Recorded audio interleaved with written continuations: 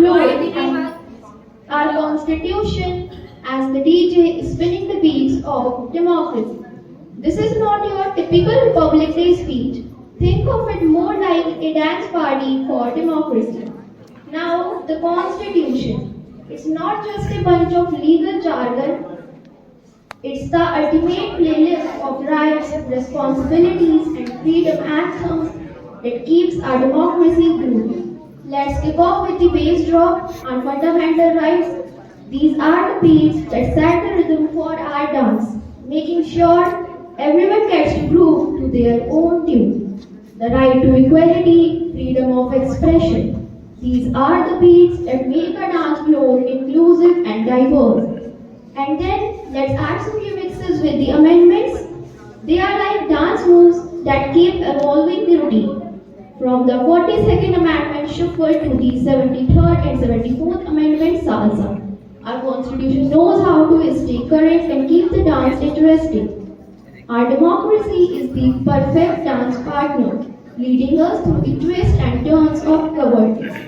It's a dynamic dance. Sometimes there is slow waltz during elections and a quick step when enacting laws. दिवस के अवसर पर एक कविता प्रस्तुत करने जा रही हूँ।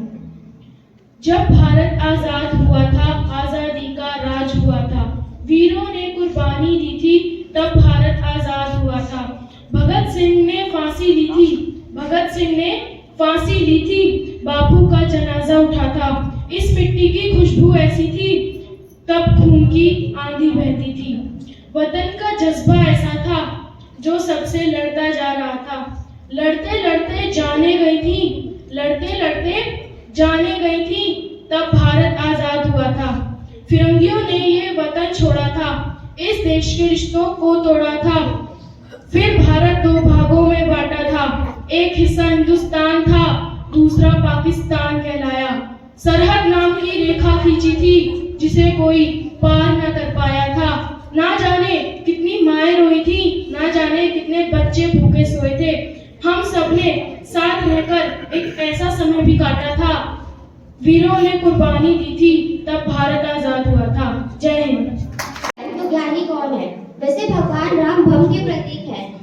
यह अलग विषय है कि वो भ्रम है, परंतु जब राम लीला करने के लिए मानव अवतार में प्रकट हुए थे, तो रावण राम से ज्यादा ज्ञानी था। रावण के पास सोने की लंका थी, उसके पास सबसे ज्यादा अधिक धन शक्ति थी, उसके पास सब कुछ था, फिर भी राम क्यों जीत गए?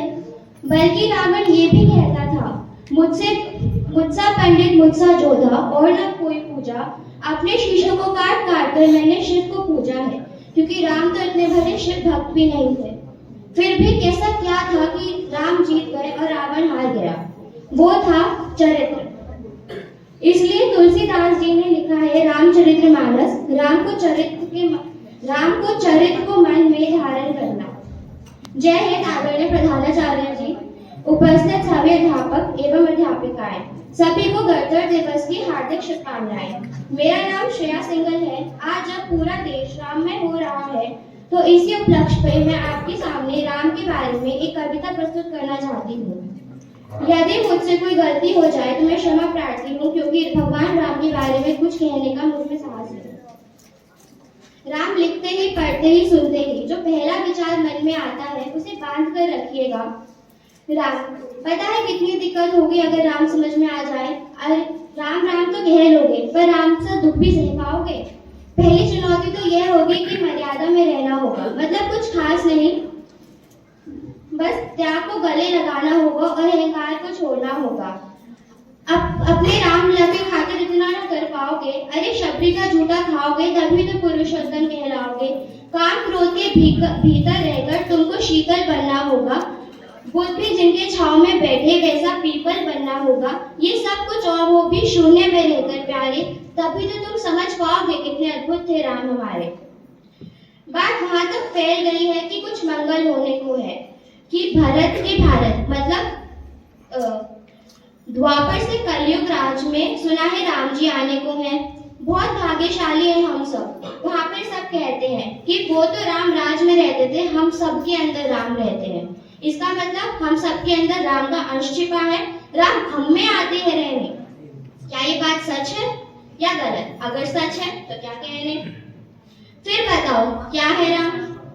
बस हाथ धनुष तरकश में बाण या बल में जिन्होंने किया गुजारा, या जिन्होंने रावण मारा, या फिर जिनको लक्ष्मण कहते भैया, या जिनकी मैया सीता मैया? क्या सच में हमें राम पता है?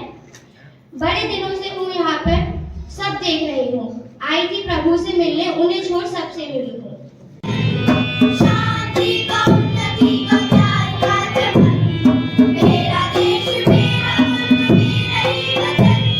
शांति का उन्नति का प्यार का जगत, इसके वास्ते मिसाल है मेरा मन, मेरा मन। इसके वास्ते मिसाल है मेरा मन, मेरा मन।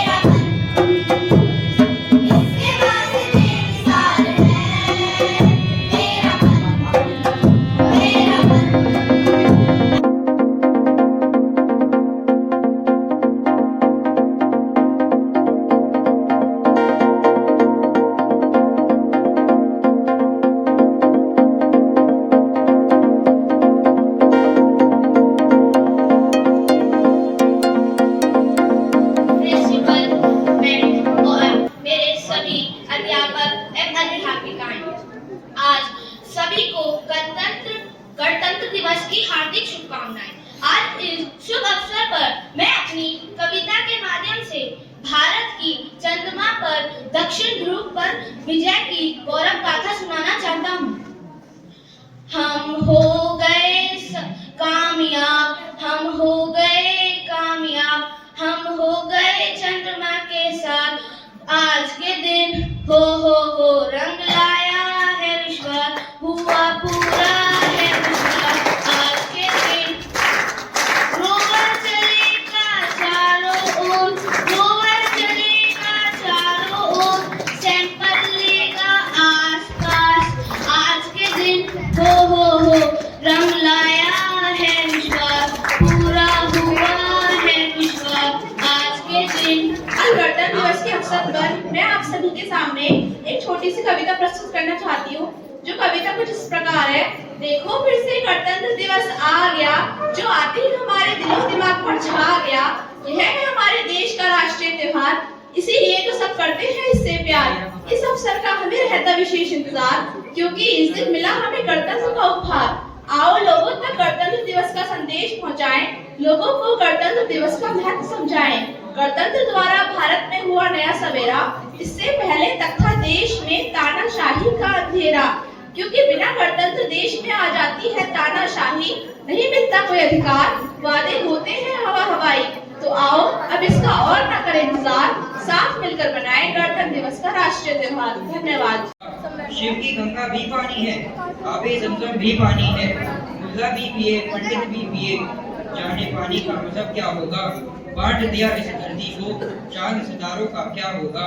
इन फिरका परस्तों से पूछो, इन फिरका परस्तों से पूछो, चांद सूरज अलग बनाओगे, एक हवा में सांस है सबकी, अब क्या हवा भी नहीं चलाओगे। नस्लों का करे जो बंटवारा, रहबर तो कौम पे डूंगी है, नस्लों का करे जो बंटवारा, रहबर तो कौम पे डूंगी है। क्या खुदा ने मंदिर तोड़ा या राम ने मस्जिद तोड़ी है, क्या खुदा ने मंदिर तोड़ा या राम ने मस्जिद तोड़ी है। बांट दिया इस धरती को, चांद सितारों का क्या होगा। नागरिक हो जिसके होठों पर गंगा और हाथों में तिरंगा है, और देश जो कभी सत्यम शिवम सुंदरम और कभी वंदे मातरम और कभी पंजाब सिंधु गुजरात मराठा द्राविड़ नर्तक दबंगा है। मैं उस देश के नागरिक हूँ जो हर ठुकराए हुए का क्षण स्थल बन जाता है, वह उस देश के नागरिक जो हर ठुकराए हुए का क्षण स्थल बन जाता है, वह देश जो 7 समुद्र पार परदेशियों को भी अपना ब्रदर एंड सिस्टर कह के बुलाता है, वह पूज्य प्रेम भारतवर्ष कहलाता है। यह प्रेम पूज्य वर्ष भारतवर्ष कहलाता है, भारतवर्ष कहलाता है। जय हिंद, जय भारत। नारी शक्ति। आज गणतंत्र दिवस की परेड में 2 दस्ते ऐसे रहेंगे जो पूरी तरह से नारी सशक्तिकरण को प्रस्तुत करेंगे। नारी आज चांद पर भी है, तेजस भी उड़ाती है, डॉक्टर भी है, इंजीनियर भी है, हर फील्ड में है। तो मैं उन सभी नारियों को जो प्रधानमंत्री हमारी पहली इंदिरा गांधी से लेकर आज एक आदिवासी प्रवास से आती हुई द्रौपदी मुर्मू के रूप में भारत की प्रथम राष्ट्रपति जो एक आदिवासी क्षेत्र से आई हैं, उन सभी को समर्पित करते हैं आज का 26 जनवरी का प्रोग्राम। एंड क्लैप और ईच एंड ऑल जितनी भी नारी सशक्तिकरण के लिए आप कविताएं पढ़ते हैं, जितनी भी नारियों को आप सम्मान देते हैं, देश की प्रथम महिला से लेकर घर में उपस्थित आपकी मां तक, सभी के नाम आज का गणतंत्र दिवस। Clap for everyone.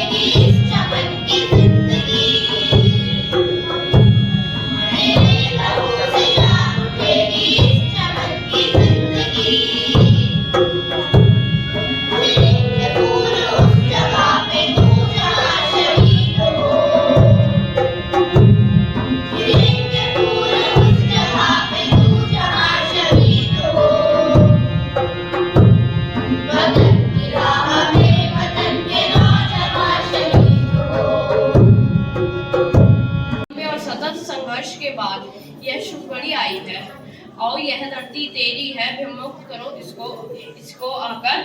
आओ यह सजीव तख्ती है, संतृप्त करो इसमें नहाकर। यह नगरी अयोध्या तेरी है, तुम वास करो इसमें आकर। और यहाँ की गंगा है ये मोक्षदायिनी अमर नदी, स्नान ध्यान अभिषेक करो, धन्य करो संगम नगरी। तुम मर्यादा पुरुषोत्तम हो, तुम सबसे प्रिय रघुकुल नंदन। हे राम तुम्हारा अभिनंदन, हे राम तुम्हारा अभिनंदन। जैसा कि अभी पूनम मैम ने कहा कि देश प्रेम, समर्पण, त्याग और देशभक्ति, स्नेह, ये आज के इस शुभ अवसर का प्रमुख विषय है। पर एक मैं ऐसा विषय लेकर आई हूँ जो मैंने अपने जीवन में 12th क्लास में, जब मैं 12th में थी तब मैंने ये पोएम लिखी थी। It's written by me.